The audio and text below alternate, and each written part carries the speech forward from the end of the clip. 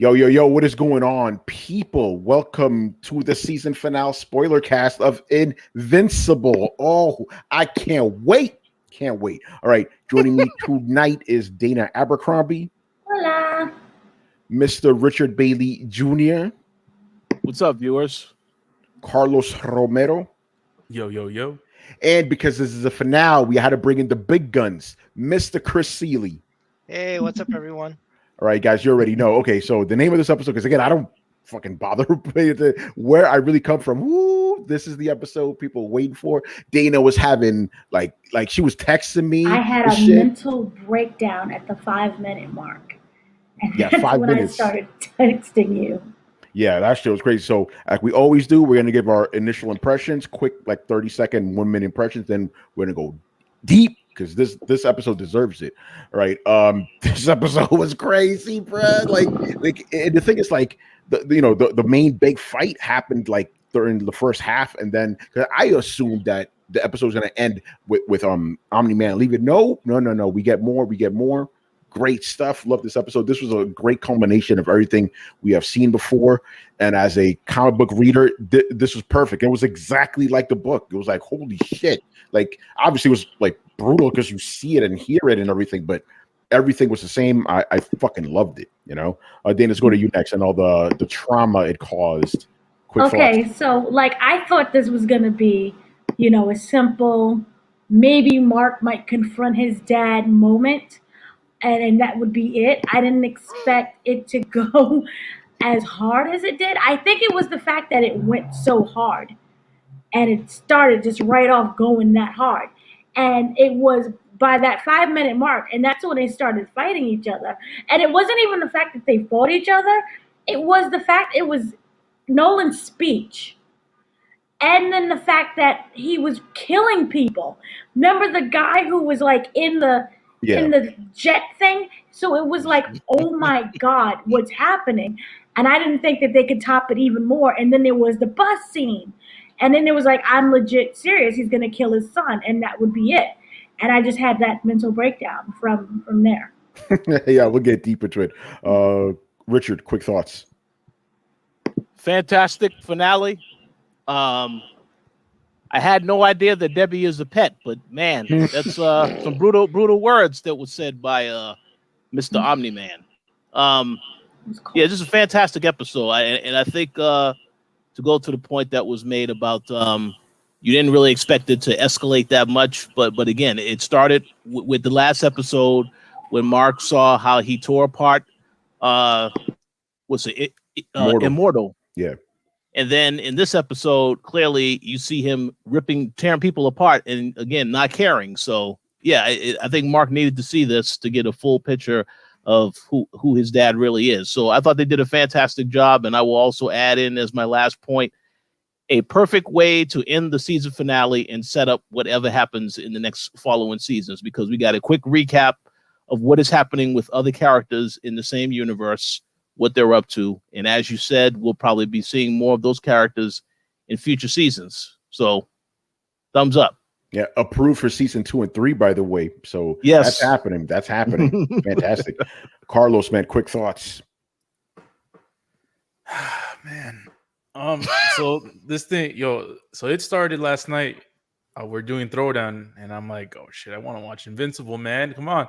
Let's stop talking about what games we're playing, man. That's enough. Fuck games. Yeah. and then I'm like, all right, got a dip before Chris pulls anything. So I'm like, so I went straight into that thing, man. And I'm like, yo, this show, man, they saved a lot of the budget for this show for this last episode. Yo, hold on. I gotta cut it real quick. I gotta tell people, literally like 13 minutes after Carlos dipped, he texted me, "What the fuck?" It was nuts, man. I thought the show, I thought this episode was just gonna be like a talking episode. I was like, oh, maybe we'll find out more, but it just went crazy in the beginning. And this show, man, I was on the fence, between the whole, we doing the power rankings each week, the Falcon and Winter Soldier. It was Falcon and Winter Soldier took the lead for in episode 4. And then, after the last episode, I'm like, nope, this is nowhere near the league of Invincible, man. Invincible it's on another level, really. Love this episode. Great season finale. I'm glad and excited for seasons 2 and 3. I'm still contemplating whether to carry on with reading the comics. Ooh. And, obviously it's not the same as enjoying it as the episode. Sometimes it's better, sometimes it's worse.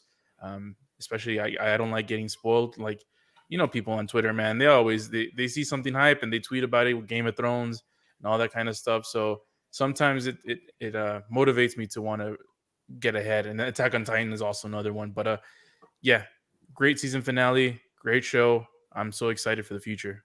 Nice. Chris, welcome to the Invincible podcast, bro. Oh, thank you. Yeah, what are your thoughts, man? Well, it was well done. All right. I mean, now that everybody's how much can I talk about here? Is this what I right. mean, just like a minute or so, because we're gonna get deeper, but just like your quick initial thoughts. I like that they built up this mystery of Omni-Man. Like, they showed us what happened right in episode 1, right? They showed him murdering the Guardians of the Globe. They built up this murder mystery. They made Damien Darkblood take a bigger role in the comic. He was kind of a joke. Yeah.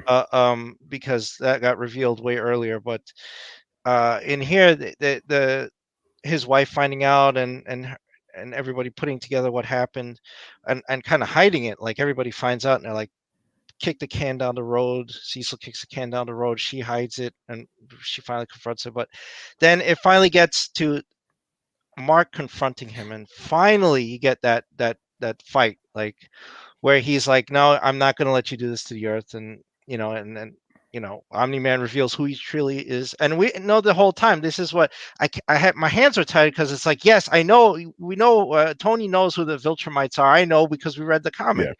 So it's like, finally we get to that point. So finally that it's like, oh, okay, relief. Like, now he showed his hand and everything. So it's like, well, the fight was well done. Also, very brutal scene that I don't remember that was in the fight was him saving that kid, and then Omni-Man kills him. So it's like, that was crazy. Yeah. I don't remember if that was in there. That was brutal. No, yeah. I don't remember that in the comic, but that just hammered home, like, who they are, right?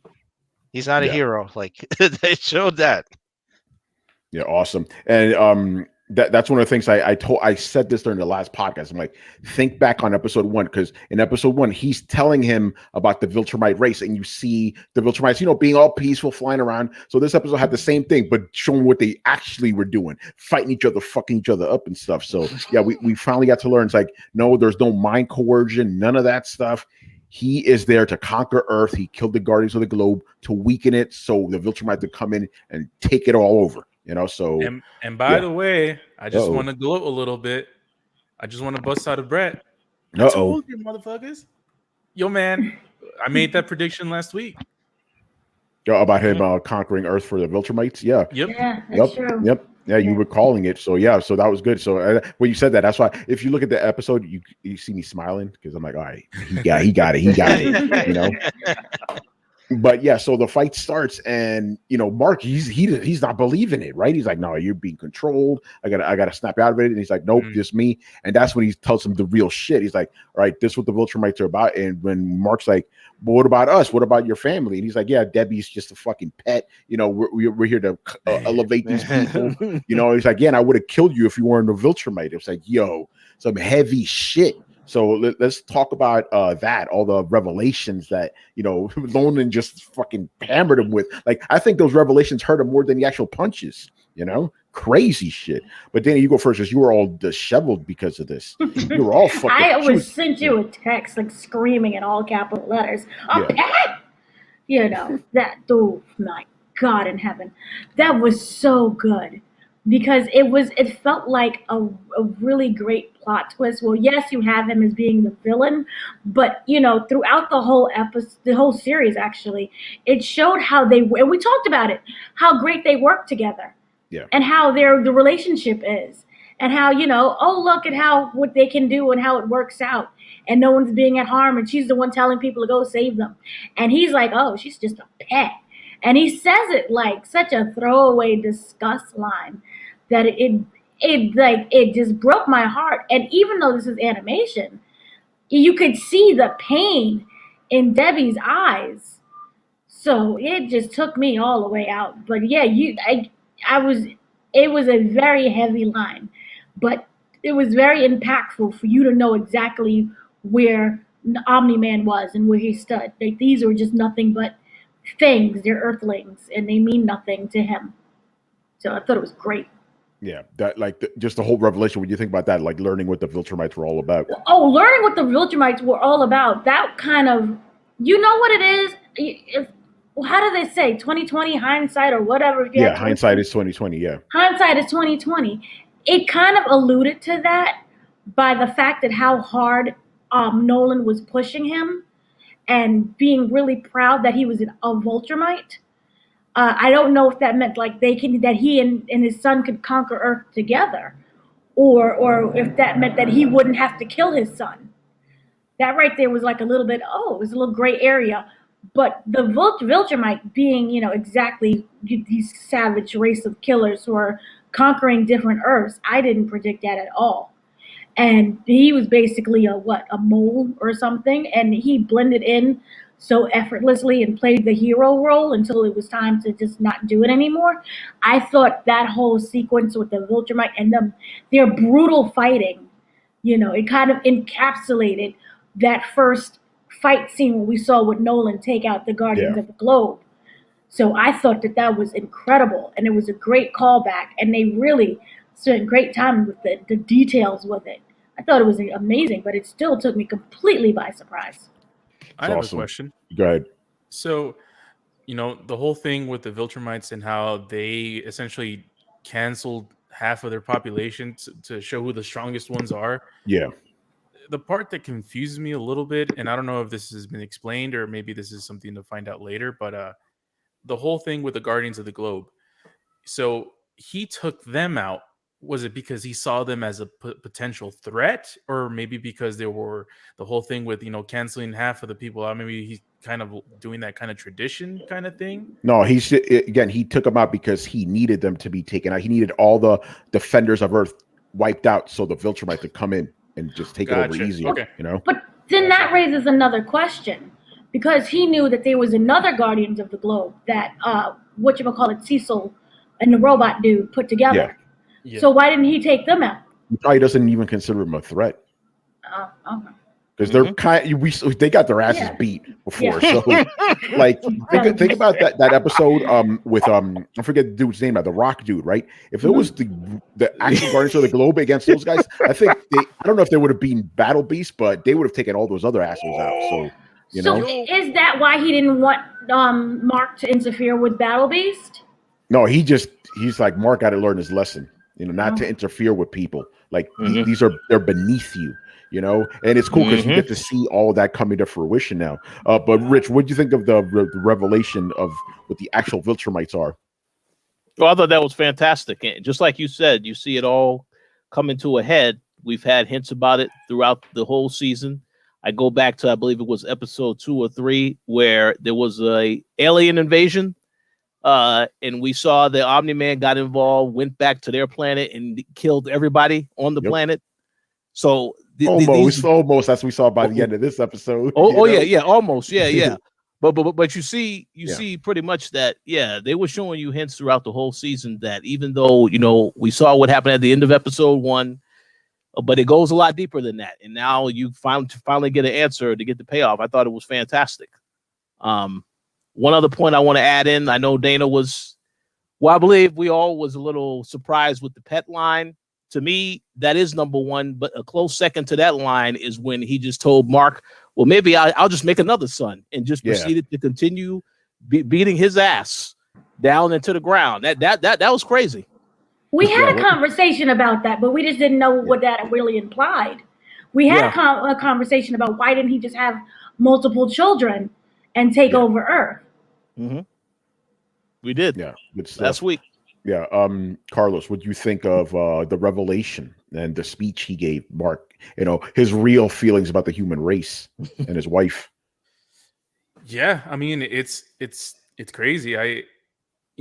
We're wondering, and it's like, why hasn't he told Debbie? Like, I mean, she pretty much knows that he's not the person that he said he was. And so it's like, okay, so I guess he just wanted Mark to know first, or he wanted to reveal himself to his son because he's the only true Viltromite in the whole planet. So I mean, true, he calls him a Viltromite, but I don't know why he doesn't. Did the Viltromite genes take over the human ones or something? Or because I mean, usually when it comes to those types of talks in history, like diluted genetics kind of becomes a big factor, even for people who think they're superior and sort of. Yeah, he explained this episode, and this is actual, like, within the comics, like Viltrumite DNA is so potent that no matter if like what species they mate with, the Viltrumite DNA will eventually take over it completely. So by I don't know what the percentage is now, but Mark will become 100% Viltrumite. But remember, he was still raised on Earth. It's not going to change his mind. It's just going to change his genetics. So he will become stronger and all that other shit. But obviously, his mind is not going to change just because of the way he was raised. Yeah, and gotta give huge props to the voice actors. J.K. Simmons and Stephen Yeun, I think. Yeah, they were great, and they did a great job. And man, he took a fucking beating, man. Yeah, we're gonna get to that in a bit. Yo, it's crazy. Great job. It was really well done. Yeah, Chris, what do you think of the revelation? Obviously, you read the books, but what do you think of the way it was handled in the show? It was handled pretty well. They even took some shots of the Viltrumites on other planets, especially there was a shot of Nolan over these fish people, like all dead and stuff. That was straight out of the comic. Yeah. And yeah, I remember. I mean, they are a brutal race, and I'm glad they showed that. They whittled themselves down to like the best of the best, right? And then they go off, and they're kind of like the Saiyans, but way more fucking insanely brutal. They and then so their original strategy was just like conquer, right? And then they pulled it back. They're like, okay, we'll put in sleepers because there wasn't enough of them around. Yeah, probably because they killed half themselves. Yeah, they killed half their race, like just weeding out the weak ones. And so they go in, like you said, and they weaken the planet, and then they just take it over. So I mean, the reveal was done well, and the speeches and the action, like, I mean, they did a great job of replicating the comic because they go to like the same spots, like when he rams them into the train, they're underground, and he punches them into the sky. I'm like, holy shit, they just did those shots well, and the same kind of speeches. It was a little more condensed in the comic, but he essentially says the same thing. He just looks at humans as animals, right? Yeah, they're just to be treated like that. And he said, I don't care about your mom, like her life is worthless. Everyone's like, they don't care. So I was like, yeah, that was well done, and they played those roles real well. Yeah, and I mean, you already hinted at, so let's get to it. The big battle that they had, like, it was literally across the world. They went to Chicago, they went to some fucking mountains, and literally every place they went to, people just died in numbers. Like, the one funny thing, we'll get to, because this is just a side thing. Like, they're in the middle of an ocean, and they just so happen to find out one boat that's there, like and a cruise ship. Through it. They crashed through it once, and they crashed through it again. Like, yo, there's a whole ocean here, But obviously, the big like set piece was Chicago. Yo, and what I loved about this, and this was also true in the comics, is how many times have you read a comic book? They're fighting in the middle of Times Square. Everybody's fine. So this showed this is what an actual superhero battle would be. People will die, brutally. Not even like, obviously Nolan was making it more brutal, but like, even if they were just fighting amongst each other, like not even caring about the humans, a lot of people would die. So I like the fact that this just went in, and that scene with the train. Like obviously Invincible's body's so fucking strong, you smash a human to it, it's gonna get crushed, Oh, so good. So yeah, let's get into that, man. What did you think of that whole entire battle sequence? Oh, it was. By the way, I should say it wasn't really a battle sequence. It was just Nolan fucking up Invincible for like 20 minutes because Invincible couldn't hang, man.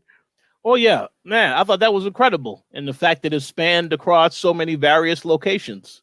But the train scene for me was, that was a bit of that was to me was ridiculously crazy, because it's just like, put his face up against the train, and you just see smashing, and meanwhile all these people just getting killed left and right. That was a crazy visual to see that. Yeah, and then the part where he's holding up the building and shit, and it still falls, the woman still dies. Like, damn, that right there is you know how you mentioned before, there are a lot of tropes in this show. Normally, if you see this in like a Spider-Man movie, then the hero obviously saves the character. But in this case, yeah, you thought Mark was going to save her, and then, you know, building falls, he pulls up the hand, and it's just the arm. So it's just very well done, but they had to show you how devastating this was for everybody involved. Yeah, Carlos, go ahead. That scene's the one that got me, man. The one with the falling building and the kid, and man, that was crazy. I was like kind of at the beginning of the show, I was like complaining about the budget. I'm like, the animation's kind of clunky and stuff. Man, these last two episodes that they pull in their weight. You know, yo, and remember that one part? There was this one dude who was like stuck under like a big piece of rock, but he was still alive. Nolan comes in, crushes him like a bug. Oh yeah, like bruh, Dana, I see your face over there. Brutality. This is why you have to appreciate Superman and that Zod scene, the General Zod scene, and I think it was Batman v Superman. No, Man of Steel. Oh, Man of Steel. Remember we do need to appreciate Batman v Superman. No. Not on this podcast, bro. No, we don't do that there.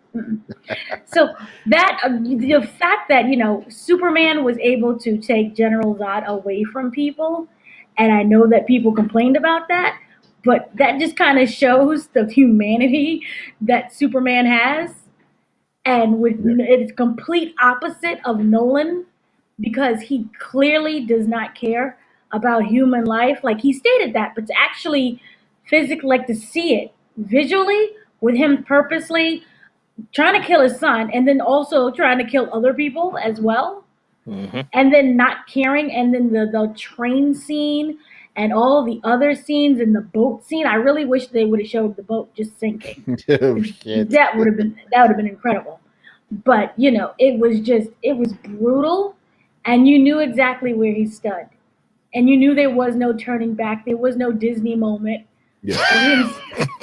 Like, that to me was incredible. And I loved how they shot that. I loved how it looked. And the fact that arm scene, like, that was sad. So it hit you in the emotions really well. Yeah. Dana? Yes. I think you give Man of Steel too much credit, because in Invincible, you don't see Mark kissing Amber in the middle of the gravel in Chicago. That's also true. By the way, and this was that scene with the arm was also a callback, I believe, to episode 2. Because remember, he tried to save that old woman. She just died. He was trying to protect her, but the force of the alien's fire was so brutal, it just killed her body, so it was like, it's, again, humans would not be able to stand against these aliens. So I really like the way they played that. Chris, any other thoughts on that battle? Mr. Seeley. I think he got killed by a Viltromite. No, sorry. There he is. Yeah. So we're talking about the subway fight. The subway fight, and pretty much that entire thing up until Nolan leaves. I want to devote a section to that specifically, but just up until Nolan leaves, like that entire battle where it was just Invincible getting his ass whipped for 20 minutes. Right. Remember, he also points out that that Mark is stubborn, that people are dying because he refuses to join him, right? Yeah. And then every the tempo changes each time they move location. So Mark's like, no. He calls him a liar, then he punches him, and then they go to another location. They go in the ocean, and I'm assuming that ship of people is dead, right? Yeah. But then it crescendos on the mountain when he beats him into the mountain. He causes an avalanche, probably kills another 1,000 people. when the mountain came down, and then then he has the realization. But all those conversations, the one up in the sky, the one well, on the mountain, he was basically talking at him because Mark's ass was completely beat by that point. He was gone. Yeah, like, he was so gone, he's having a flashback to when he played baseball as a kid. Like, that's how bad his ass was. Like, that could have been like a near-death experience for all we know. Like, but all that whole conversation was well done, because it wasn't just about him lecturing Mark about what it means to be Viltromite, which now we know the truth of that. Yeah. It was him convincing himself that he was still loyal. Yes. And Tony, we That's know right. what comes later, right? Mhm, So yeah, yeah. that's what those conversations were. He wasn't lecturing Mark. He was talking himself into his mission, right? Yeah, because even as he's doing all this shit, again, the animation is so good. You see the doubt in his eyes. You hear it in his voice. Like he's like, I need to be loyal to my people, but there's that hesitation. And then obviously it comes to a head. He's beating the fuck out of Mark. And again, and this is why I tell people read the comics, because I read the comics and this shit hit me just as hard. Like reading the books will not like kill your enjoyment. He, because he's telling me, like, listen, man, these people are fucking, they're gonna die. You're gonna live for thousands of years. They're gonna just vanish on you, like, and he tells me, like, what are you gonna have in 500 years? What will you still have in 500 years? And Mark is fucked up, and he's like, I'll still have you, bruh. That line, that was the best fucking part in the whole show for me. That got me. I'm like, damn, son. And even Nolan was like, oh shit, that fucked him up, and he couldn't do it anymore. He lost his heart. Dipped, Mark is fucked up, You don't like him leaving? I didn't like that at all. See, because he got soft at that moment, and it was like the human side of him coming out, and I didn't like that. Why did you like that? I wanted him to stay on his mission. Interesting. Well, remember, this show doesn't go where you think it's going to go. I know this now.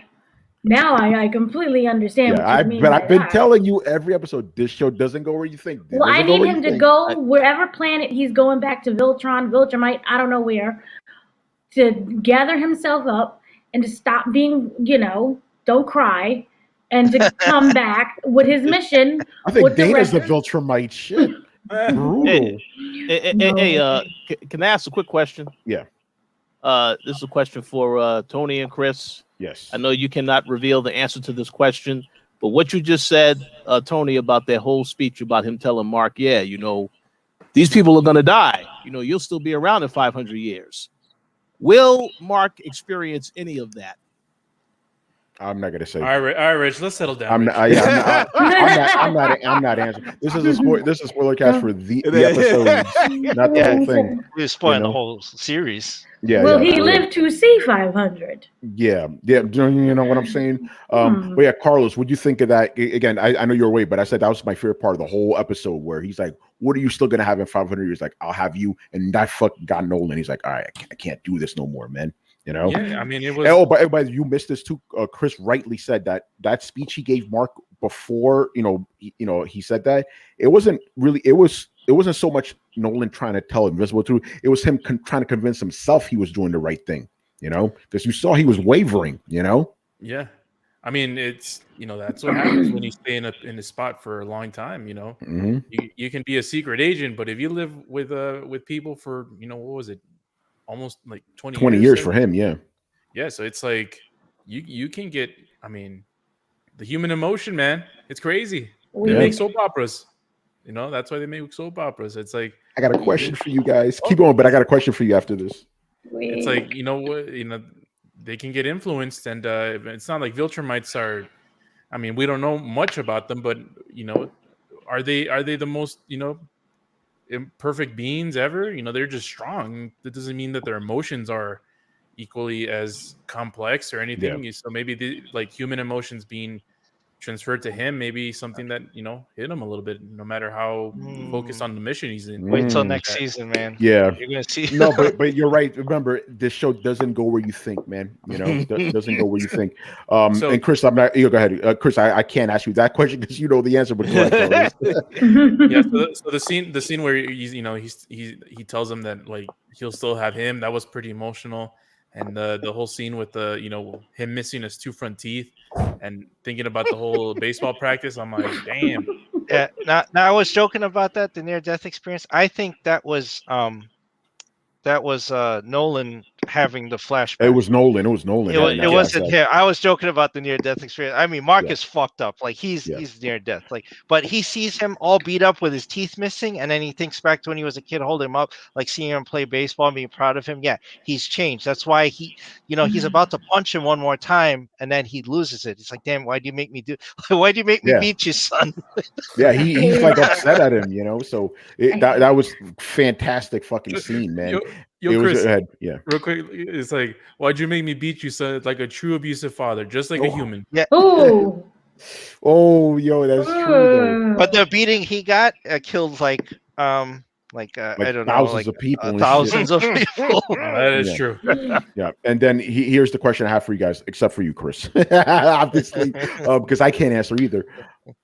In light of Nolan, you see him; he actually has a softer side. Do you believe all that shit he said about Debbie? No. Yes. Interesting. Interesting. Go for Two yeses. Yeah, Rich, you could explain why do you think he didn't mean it?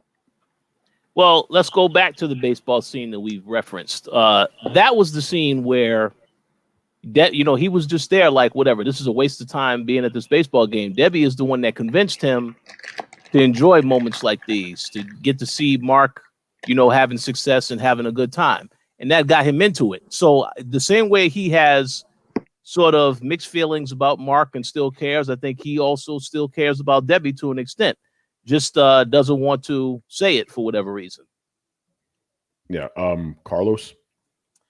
Yeah, I think he's been heavily influenced, and he's kind of part human in terms of emotions.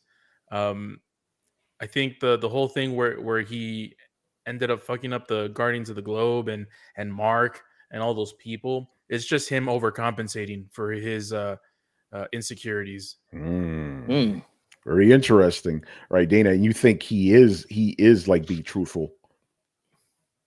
You're muted. Sorry. Yeah, no, that would be so weak. Here's the thing. I don't know how old Nolan is, but he's only been in this marriage for 20 years? Yeah. So I would hope that he doesn't get that influence out of just 20 years of however hundreds of years he already is. And to me, I saw that scene of him thinking, maybe his son could be a Viltromite. I was waiting for the boy. Remember, he did a whole month thing.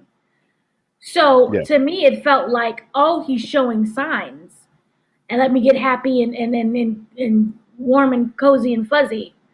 I didn't see it as, oh my gosh, my wife is right. I love her so much. Let me listen to what she's saying. Interesting. I viewed it as him having love for his son, and because he is showing signs of the Viltromite.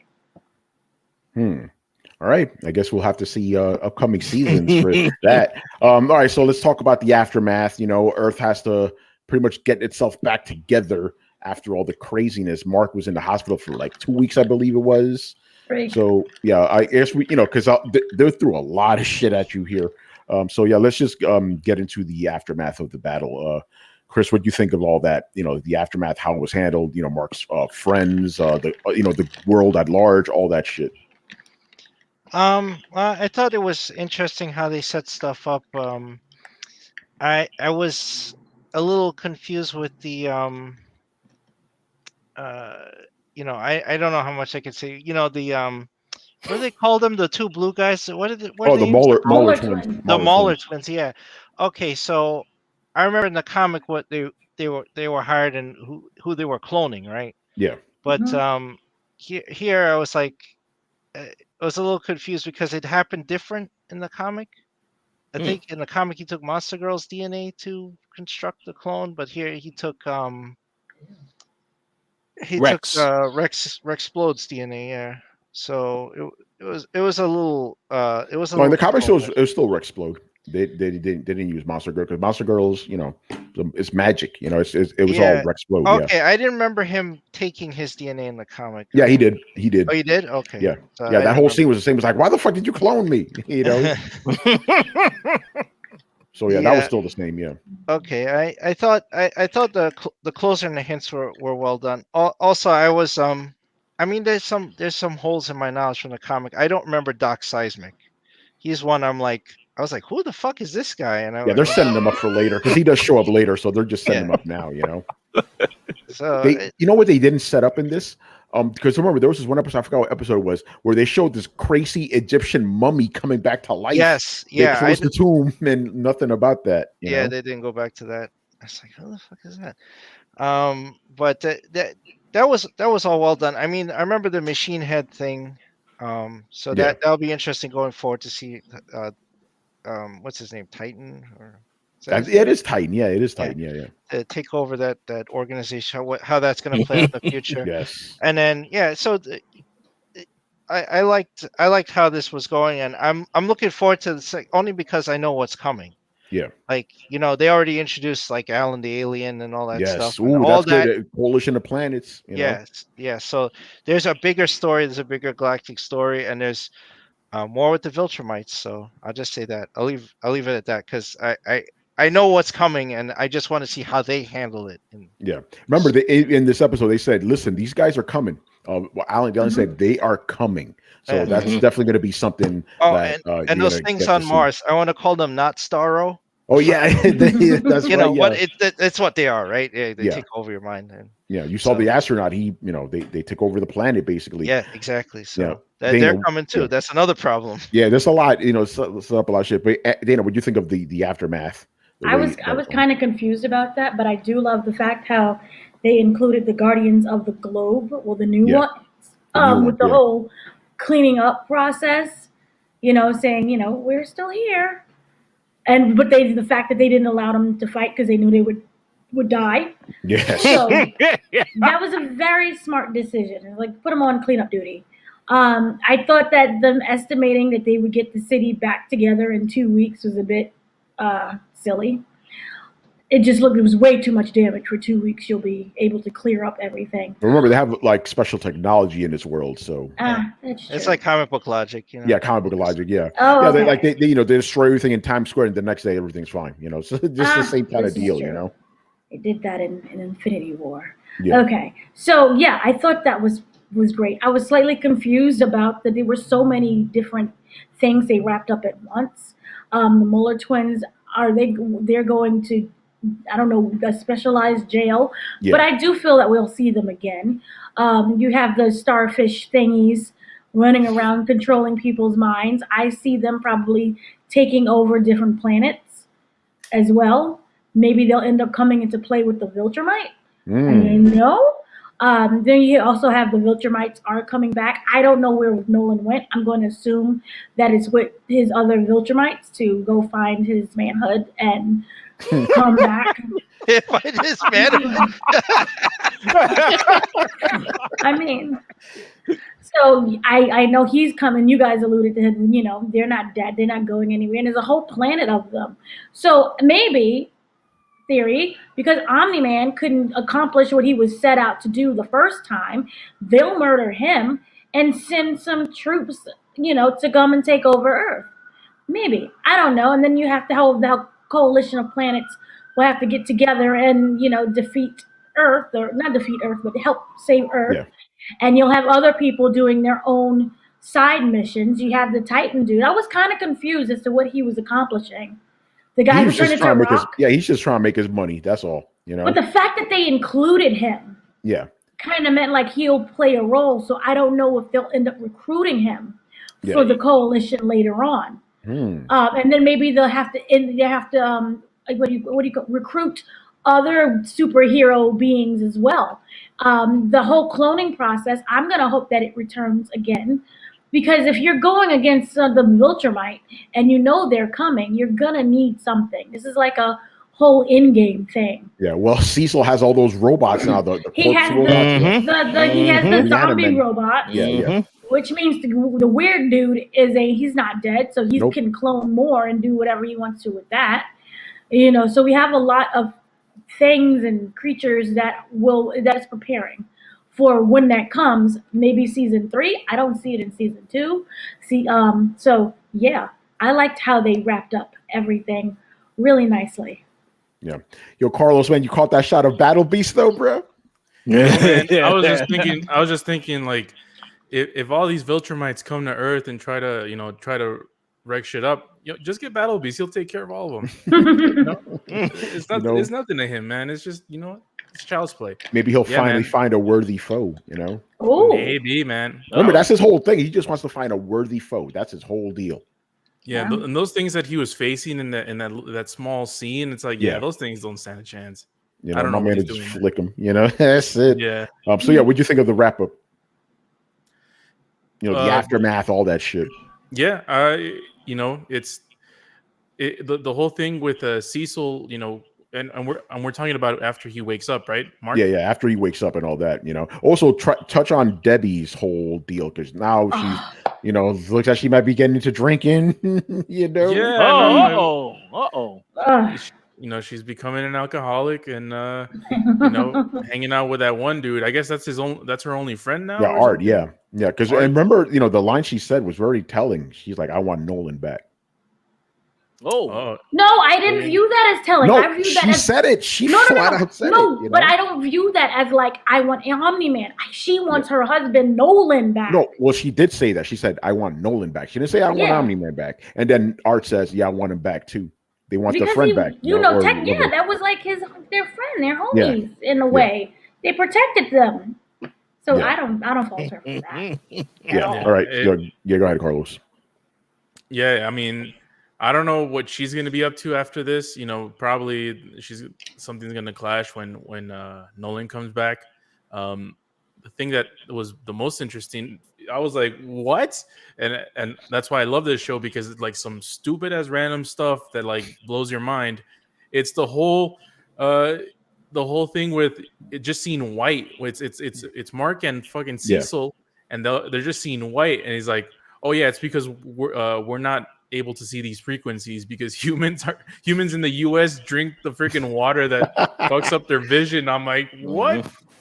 That was crazy. And they're doing the little army and stuff with that same guy from the university, man. He keeps coming back.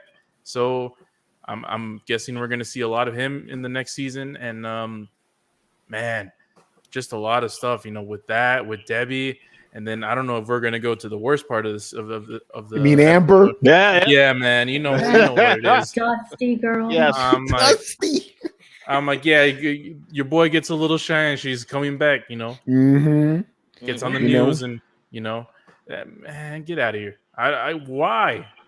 And then they hang out and I'm like, with the friends, I'm like, yeah, let's get, William, right, is the name of the best friend? William, yeah. Mm-hmm. Yeah, with William and Adam Eve and stuff. And I'm like, oh, that's pretty cool. They all figure it out, kind of like we keep saying it, like Spider-Man moment. Yeah. But man, I just wish Adam Eve was Mary Jane and Amber was, nobody. Yeah, we wish she was Gwen Stacy just die, right? Oh man. All right, Rich, what do you think of the wrap up and the aftermath? Well, first and foremost, let me say that shameless plug. I'm very happy that the Koalition is going to be in season 2 of Invincible. Yeah. Yeah, no, planets, the Coalition. That's right, the Coalition of Planets.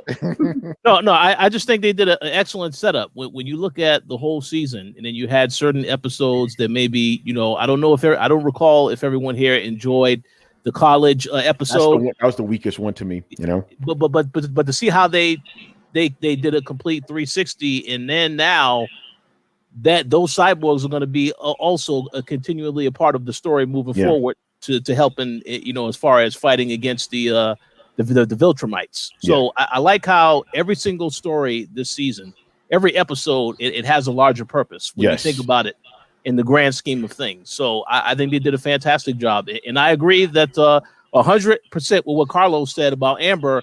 That definitely for me was the worst part of everything, because I kind of expected that she was going to be sympathetic to Mark, because we saw that in the last episode when she watched live on TV as Omni-Man was tearing apart Immortal, and Mark was there. So I kind of feel, I hope something still happens to that character. I have to say that, but we'll see. But that was the only disappointing part. Everything else I thought was fantastic.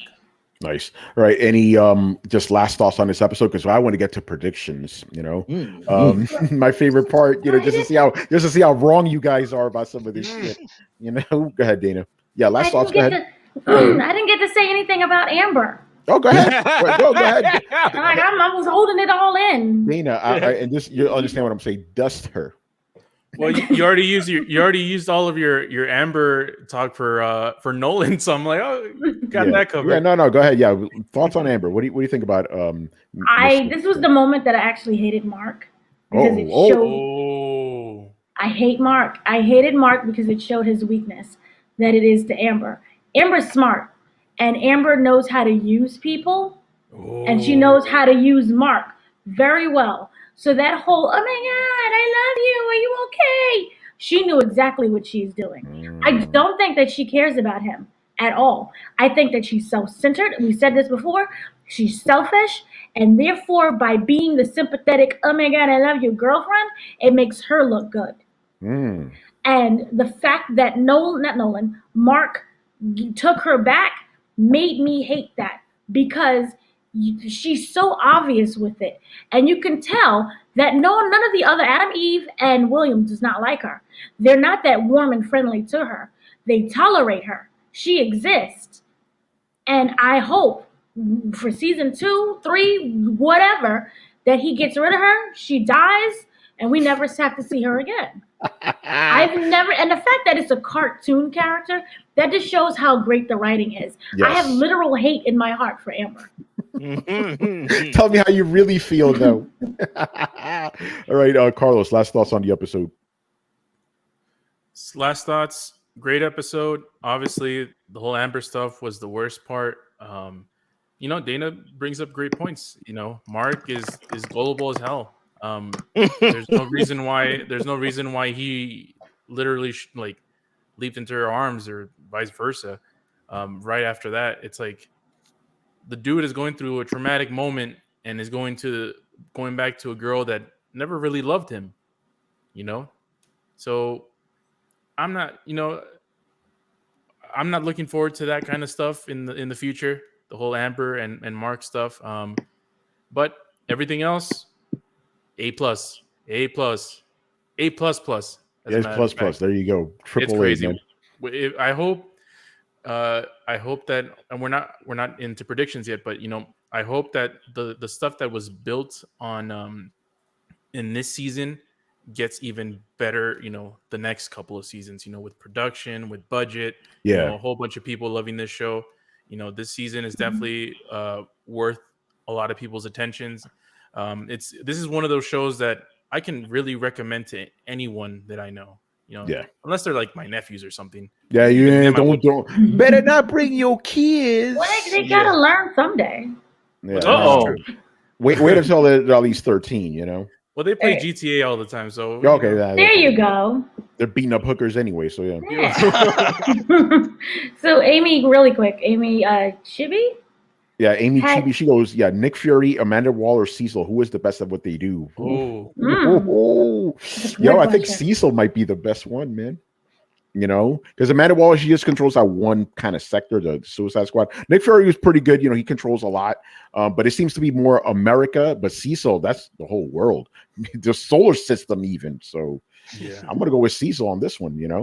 By the way, I didn't know that Cecil, the actor is what's his face, dude from Lost, Faraday. Also, Balder from God of War. And it's funny because he physically looks like the guy who makes the zombie robots, which is kind of interesting. Rich, final thoughts on the episode. Yeah, I thought it was a fantastic episode. Excellent finale. Sets up the future of the series. Job well done and very brutal. That's what we expect to see. Yes. All right, Chris, final thoughts. Oh, it was excellent. The whole show overall is well done, but yeah, they capped it off pretty damn well, and I look forward to seeing how they handle the rest of the story. So I definitely agree with Carlos. This is way better than Falcon and Winter Soldier. Oh yeah, without a doubt. Whoa. That's not even a controversial thing. It's just a factual statement. I mean, also they did not skimp on the brutality. No. All the brutality that they had in the was in here. I mean, even more so. It was more visceral because it's animated, right? So it was very well done. That's a good question. All right. Before we get to predictions, so Amy Chibi asked, "Do you think Invincible is better than The Boys?" Wow. I just think Dana, it's you're muted. Sorry. Right. The boys doesn't have the balls to do what Invincible did. Interesting. whoa. Whoa. Which is interesting because Seth Rogen and Evan Goldstein, whatever, they're the creators of The Boys. So step up your game. Hey, damn. All right. What about the rest of you guys? I can't participate. Obviously. Yeah. Go ahead. I would say that I cannot answer that question because I have to wait to see how both shows end. Then I can tell you which was the better one. But I could tell you The Boys is what got me to watch Amazon. So The Boys is definitely higher on the list because I would not have ever gotten Prime if it wasn't for The Boys. Interesting. But there is that scene that you saw in season 2 with Homelander where he fantasized just killing everybody. Oh, but yeah. He never did it. It was just a fantasy. And we see in Invincible, there's no fantasy scenes. He just does it. Nope. Yeah. There you go. Yeah.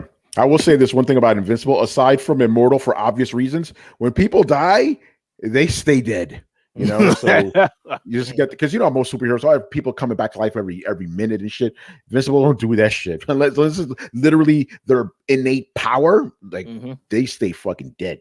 Did I catch everybody? I think I caught everybody here. So yeah, let's get to my favorite part. And Chris, obviously you and I have to stay out of this one. But I'm sure you'll find it as amusing as I will. Predictions for season 2. All right, Dana, we'll start with you. What do you predict / want to see in season 2? I want to see Debbie's complete mental breakdown. I want to see let her. She can act reckless and because she lost her husband, she lost her family, she lost the life that she knew. She darn near lost her own life if Mark didn't step in. So I want to see her breakdown. I want to see Mark trying to come to terms with what's going on and what happened with his father. And I think that, how he went and flew off to go and help save another planet and him being a superhero, I think that he's using that to kind of mask the pain of learning his entire life was a lie. So I want to see him realize that. I want Amber dead so I don't ever have to bring up her name again. Whoa. Sorry. Damn. Wow. I want to see the coalition of planets and how they interact with each other and how they make their plans to defeat the Viltromite. I want to see the Viltromite. I want to see them and their planet and how they interact and what's really going on. I don't know if I 100% believe what Nolan says, but if it's a 100% true, I want to learn more about them, their training, their brutality. I mean, we got that one scene with Nolan that just shows what happens. I want to see them, why are we conquering these planets? What do we want from them? Is it more than just you have great resources? Are you trying to build an army for something? I need to know why you're doing this. I also want to learn more about, the other planets that we've seen. I mean, who are the coalition? I have no idea who they are. So right here, coalition, baby, let's go. the coalition of the planets. How many planets are involved? I don't know. So maybe we can get a glimpse of their world as well. And then also we know he has to finish school, which really seems to be an aftermath. But he did say, "I guess I'm going to go finish high school." And I know like no one really likes him in the school part, but at this point, is he even graduating? He's been gone for so long. Yeah. Like, does he drop out? Is it homeschool? Yeah. So, Well, there is some foreshadowing. They did visit a college. I'll just say that. Yeah, they did. Yeah, that's right. Well, yeah. Then there you go. So you have college life now, which, ugh. And then also with Cecil, what is his next step? What is his plan? We saw him building up these different armies, but I need to know what you're going to do with that. You can have a whole bunch of people running around, but again, this calls back to the Guardians of the Globe #2. They have to be a team. Yeah. So I want to see some teamwork to make the dream work. There you go. All right, Carlos, predictions / expectations. I think that Cecil is obviously preparing for the Viltromite invasion. Those robots, I think they're infused with Viltromite blood. Interesting. So I think that's going to be the whole thing. It's just the preparation of this fight and this clash between the Viltrumites and Earth. I wonder. I also think that Mars is going to come into account also, because the whole solar system is kind of there, and Mars has that issue where all those infected things took over the planet. So I wonder what they're going to do, if they're going to be part of the plan, or are they just going to just a side quest kind of thing. That'll be interesting to see. The whole thing with Mark, I don't know what he's gonna do. Obviously, I don't think I would expect him to do like a training montage or something. It's like, okay, I'm getting ready because I'm gonna fight my dad. Hopefully that's the case, because I do want to see them fight to the death. Debbie, I agree with Dana. She's gonna lose her mind. Maybe she's gonna hook up with that Taylor dude. I don't know what the hell she's gonna do. Excuse me. Well, he's a little lonely. They're both a little lonely. They're both lonely. Yeah. And they both miss Omni. So I'm just looking forward to see what happens. I'm pretty sure a lot of the stuff that I'm saying is going to be wrong. Maybe a little bit of truth. But I'm looking forward to either way. Good stuff. All right, Rich. Okay. I think the very final monologue that you hear as a reminder, before Omni-Man takes off and he's talking to Mark, when he was first talking to Mark at the beginning of this season, and they have that flashback. Yes, he said, well, you're starting a journey to becoming a hero. So I think literally that is what we can expect in season 2. I don't really think the Omni-Man is going to show up anytime soon. It may be a little bit of time, because we need time for Mark to build up as a hero, because he hasn't really had a great season. If you look at every episode, obviously, yes, he got his ass whooped every episode, but it just feels to me like he took a lot more losses than wins this season. So you have to build the character up, have him gain more strength, more, confidence in himself. And I do also feel that some of the stuff that Omni-Man referred to, as far as, yes, people, they will pass away, but you'll still be here. That's going to come at some point in time, if I had to make a guess. Because I kind of feel like when you have certain stuff in there that is said, it's not being said just because. Some of that stuff may actually come true, because I feel as though at some point when he does confront Omni-Man and they have their final fight, he's at least going to understand some of the stuff that his father was saying is true. Not so much about, the humans being worthless. It's just that anybody can lose, can go away at any point. They can die for whatever reason. The amount of sicknesses in the world, I would not be surprised if there's a character that did get an illness that they're unable to get a cure for, and that character passes away. I'm just saying. I don't know anything though, because I haven't read the books. And yeah, I do think a lot of next season is going to be a preparation for the invasion. We'll get to see all of the same enemies that we were introduced to this season and what they're up to on a much larger scale.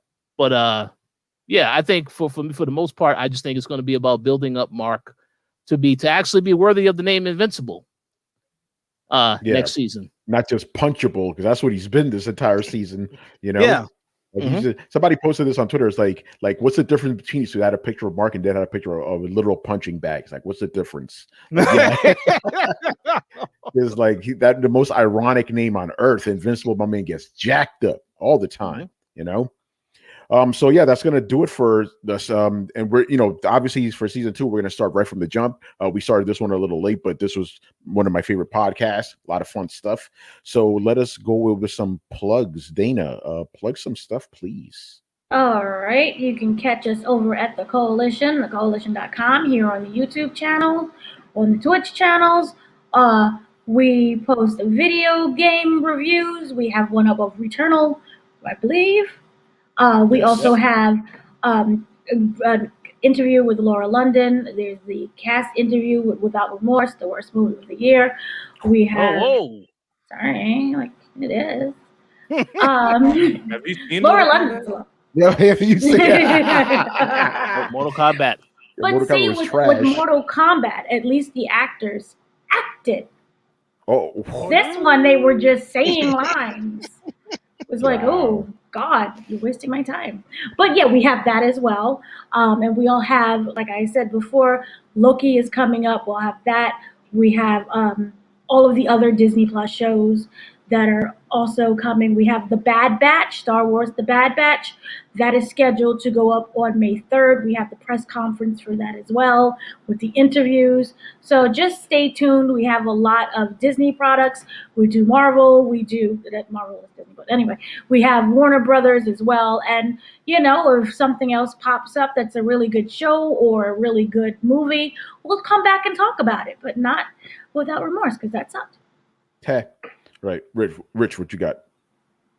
Oh yeah. So yeah, thanks for having me on today's show. I would encourage anybody to check out the other episodes of Invincible that we've also covered. Yes, because yes, it's a very fun podcast. In addition to that, if you are a fan of Snowfall, Gary and I did cover that season as well. It just ended last week, so feel free to catch up on that episode on YouTube.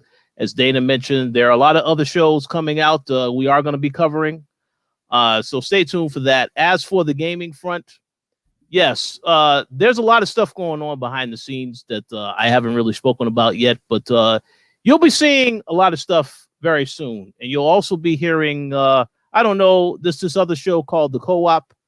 There's a couple things. There's a couple things going on with The Co-op. So stay tuned for that. Oh shit, man! I may have to jump into that one. Dope stuff. All right, you can catch me, Chris, and Carlos over on Throwdown Show on YouTube, Twitch, and the Twitters, right? And we just cover games. Thursday is where we cover general gaming news. Chris even has some charts for you, some Sony charts this week. Which is always a lot of fun. And then Sundays we do the question show. So there's that, and then I have my preview of Returnal up on PC Mag. David Jaffe actually called it out, which is actually pretty interesting, so go check that out, man. So, and then my Twitter as Romudeth, ROMUDTH. Check out the bio. You see all the places to write for and all that good stuff. Carlos, man, what you got? Yo, man, just pretty much with everything Tony said. You can catch me at Eurocard9 on Twitter. So yeah, thank you for having me on the show. It's been a blast. I can't wait for season 2. Man, it's gonna get crazy. Damn, Chris. Yes, same for me. I appreciate being invited to be part of this finale talk. The series was great, and as Tony said, you can catch us on Throwdown Thursday and Sunday. I encourage everyone this before Sunday to ask us questions. This was financial time, so this is where I discuss the business side of the big three. So I'm going to talk about Nintendo and Microsoft this Sunday. So I look forward to that. Chris gonna have to go digging for those Xbox numbers within the Microsoft right. details because they hide them things, boy. You already know. So I think that's gonna pretty much do it for us. We had a good time. We'll be back for season 2. Dana, thank you for letting me host this. You know how I feel about the Invincibles. And we'll be back with some more stuff. So once again, our host Tony Polanco, and tonight I was joined by Dana Abercrombie. Thank you, guys. Richard Bailey Jr. See you later, guys. Chris Seeley. Hey, take care, everyone. And Carlos Romero. Peace out. All right, people. Later. Yeah. Deuces.